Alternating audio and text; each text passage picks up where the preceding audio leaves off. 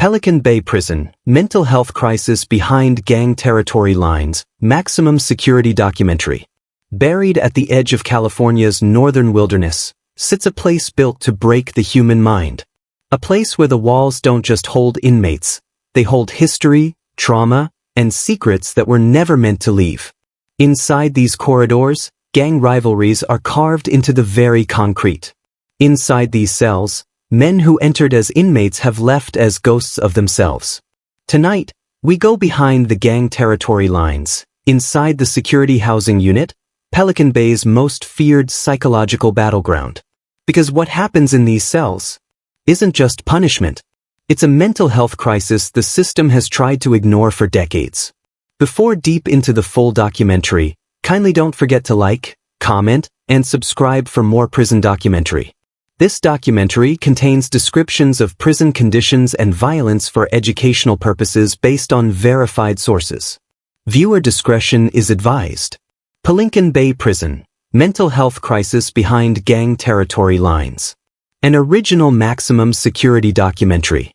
Setting the stage. Pelican Bay State Prison was designed for one purpose: control the uncontrollable. When it opened its gates in 1989, it became home to the most powerful gang leaders in California. The Mexican Mafia, the Aryan Brotherhood, the Black Guerrilla Family, and Nuestra Familia. But what few people outside the system understood is that the war wasn't only between gangs. A second war was quietly unfolding behind these walls. A war against the human mind. Clinical psychologists who toured the prison in the 1990s described it as a place where time stops and the mind turns against itself. And it only got worse from there. Inside the shoe, where silence becomes a weapon. This is the Security Housing Unit, better known as the SHU. Prisoners here spend up to 23 hours a day in isolation, sometimes for decades. No phone calls. No group programs. No sunlight, just a sliver of sky through a grated shaft known as the dog run. And because gang intelligence officers believed that leadership flowed through coded messages, artwork, and even hand gestures. Thousands of men were locked in isolation indefinitely, sometimes based on nothing more than a tattoo or a rumor. But behind the policy was a devastating truth. The SHU didn't just isolate. It dismantled the mind. Psychiatrists from the American Psychological Association warned early on. No human being can endure this level of sensory deprivation without severe psychological harm. And they were right. Within months, symptoms exploded. Extreme paranoia, insomnia, hallucinations, uncontrollable anxiety, self-harm, suicidal ideation.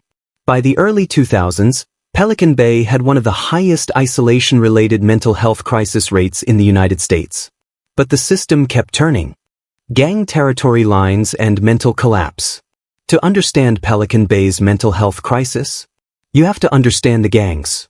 In California prisons, gang affiliation wasn't just about violence. It controlled who you could talk to, who you could eat with, and who you lived beside.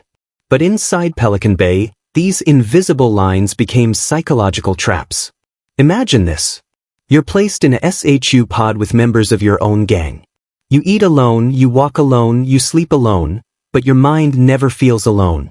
Because every day, your identity is locked into a system where switching sides is impossible. And leaving the gang can mean death. Psychologists found that inmates trapped between gang loyalty and the torment of isolation experienced the highest rates of mental collapse. One psychiatrist described it as a psychological vice grip, squeezed by isolation on one side and gang expectation on the other. And for many, there was no escape. When the mind starts to fracture. By the mid-2000s, the cracks inside Pelican Bay were no longer invisible. Men who once commanded entire prison yards now whispered to shadows. Some stopped speaking entirely. Others paced in circles until their feet bled. Psychologists documented cases where inmates began hearing voices after only a few months in isolation.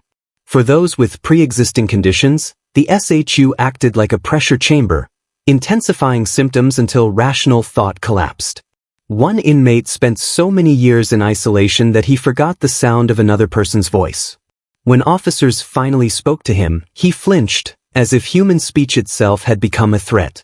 Another wrote letters to himself just to remember he existed. He later told investigators, "If you don't talk to someone for long enough, your mind starts creating people just so you don't disappear." This was not rehabilitation. This was psychological erosion. Across multiple studies, outside experts reached the same conclusion. The SHU was producing mental illness faster than it could be treated. The breakdown no one could ignore. By 2011, the situation had reached a point where silence was no longer possible.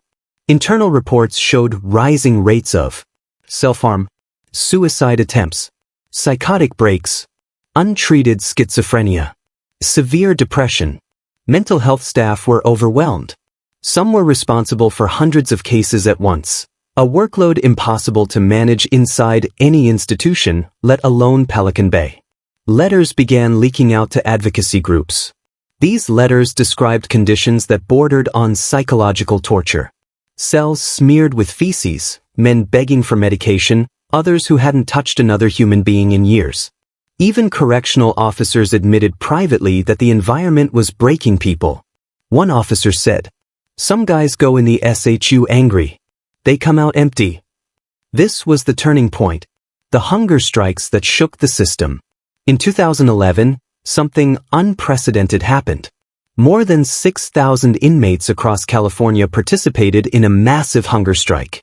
A coordinated protest that began inside Pelican Bay's SHU.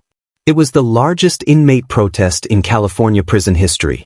Their demands were simple: a meaningful mental health care, an end to indefinite solitary confinement, humane conditions, a way out of the SHU without betraying gang ties. The protest exposed decades of ignored warnings from doctors, human rights groups, and former staff.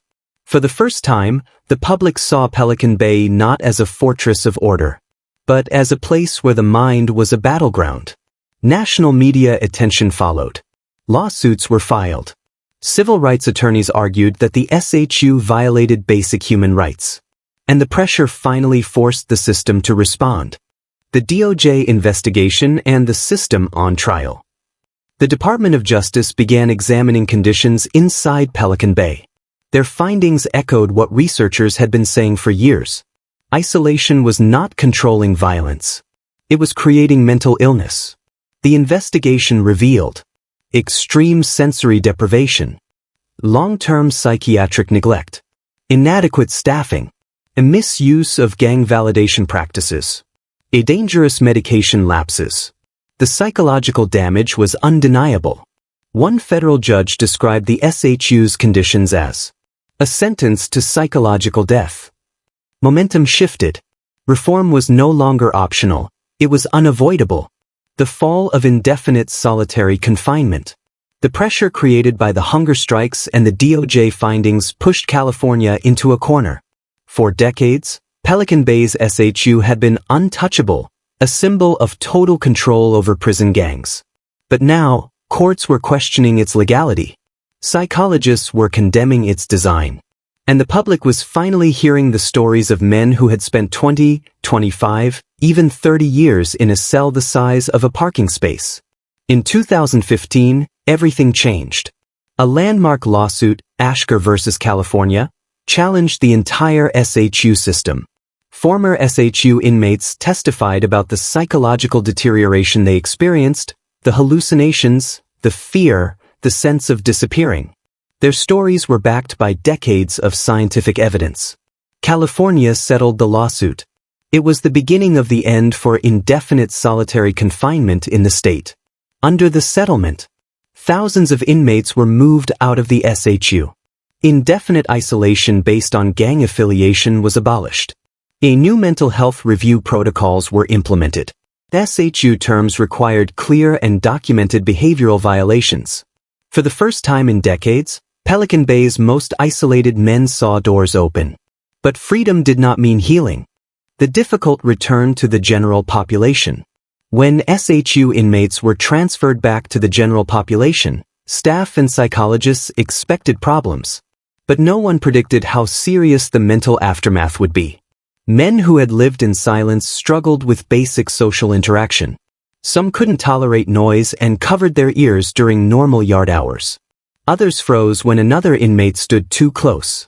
Many avoided eye contact, a habit formed after years of staring at blank walls. Doctors documented symptoms such as hypervigilance, social anxiety, disorientation, extreme startle responses, memory issues, the difficulty forming sentences, emotional flatness. One former SHU inmate said he couldn't sleep unless he was pressed against a corner, because after decades in a box, having open space around him felt unsafe. And while the SHU was no longer what it once was, the mental health system inside Pelican Bay remained overwhelmed. Therapists struggled to treat men whose psychological injuries were the result of years of environmental deprivation, damage that medication alone couldn't fix. Long-term damage, the invisible sentence. As the years passed, a painful truth emerged. Closing the SHU didn't undo the mental trauma it created. Some former SHU inmates couldn't reintegrate at all and were moved to specialized psychiatric units. Others were so overwhelmed by dayroom activity that they requested to return to restricted housing. Not because they wanted isolation, but because their minds had been shaped by it. Researchers studying Pelican Bay called this phenomenon SHU syndrome, a cluster of psychological symptoms found in individuals subjected to long-term solitary confinement. The effects were long-lasting: persistent depression, paranoia, a damaged emotional regulation, cognitive decline, chronic insomnia, suicidal thoughts. And in some cases, the damage was irreversible. The system had changed on paper. But for the men who lived through the SHU, the sentence continued inside their minds. The final question: what does justice look like? Today, Pelican Bay is still one of America's most secure prisons. Gang politics remain complex. Violence still erupts. And mental health care, while improved, is still stretched thin. But the story of Pelican Bay's SHU left a mark on the nation. A reminder that punishment has limits, that isolation can destroy more than behavior, and that a prison designed to control the mind can end up shattering it instead. The final question remains: when a system breaks people, who is responsible for putting them back together? The consequences we can't see. In the years since the SHU reforms, Pelican Bay became a symbol not just of control, but of correctional introspection. Administrators, mental health professionals, and researchers began asking the same difficult question. How do you repair a mind shaped by years of isolation?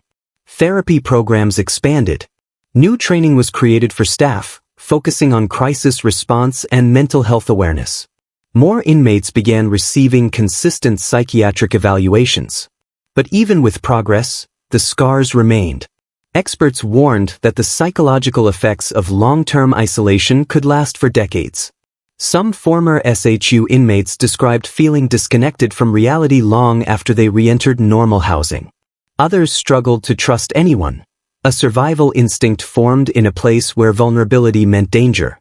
Reform had opened the doors, but healing required something the system had never been built to provide: time, consistency, and understanding.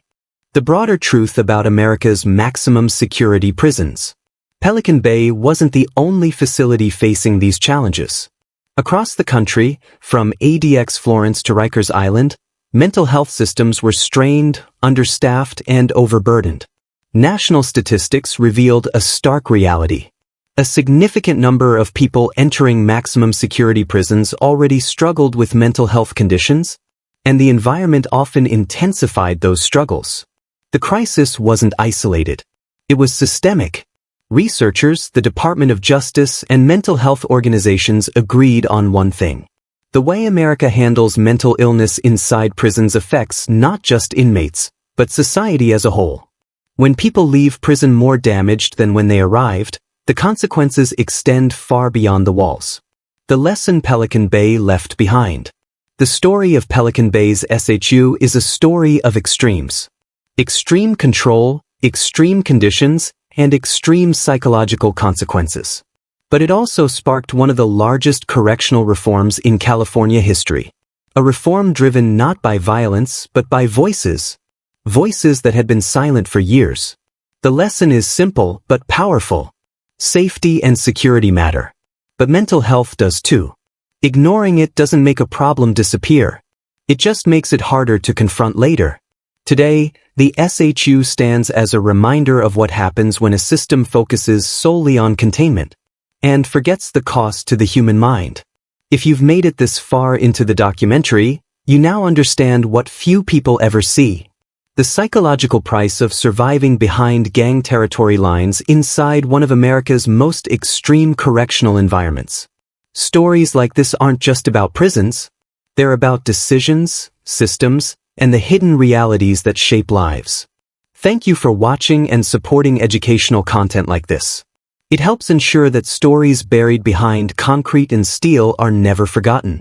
If you want more deep dive documentaries on maximum security prisons, criminal psychology, and real correctional history, make sure to subscribe, turn on notifications, and share this documentary with someone who cares about justice and mental health. Your support helps bring the next story to life.